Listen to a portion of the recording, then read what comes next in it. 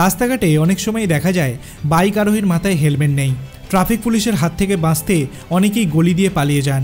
তবে হেলমেট ছাড়া যদি ট্রাফিক পুলিশের হাতে ধরা পড়েন তবে জরিমানা দিতে আপনি বাধ্য। ট্রাফিকের নিয়ম অনুযায়ী যদি কেউ বিনা হেলমেট পরে ধরা পড়েন তবে আপনাকে 1000 টাকা জরিমানা দিতে হবে।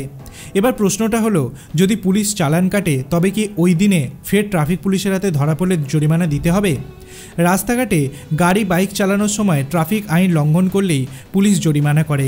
কাগজের চালান বা অনলাইনে মেমো পাঠায় পুলিশ। এবার অনেকেই মনে করেন একবার পুলিশ চালান কাটলে ওই দিন আর মেমো বা জরিমানা দিতে হবে না। এই ধারণা কিন্তু সম্পূর্ণ ভুল। আপনি যদি ওভার স্পিডিং করে পুলিশের হাতে ধরা পড়েন এবং পুলিশ চালান কাটে তবে ওই চালান কিন্তু সারাদিনের জন্য স্থায়ী নয়।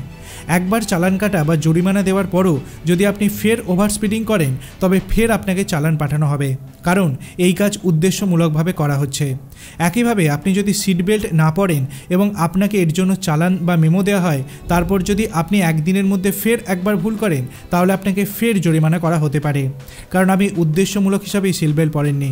তবে যদি আপনাকে হেলমেট না পরার জন্য জরিমানা করা হয় তবে আপনাকে একদিনে সর্বাধিক 2 বার চালান পাঠানো হতে পারে, কারণ অবিলম্বে ভুল সংশোধন করার সুযোগ নেই আপনার কাছে। আপনি কি কোনোদিন বিনা হেলমেটের জন্য পুলিশকে জরিমানা দিয়েছেন? আপনার অভিমত আপনি কমেন্ট সেকশনে জানাতে পারেন।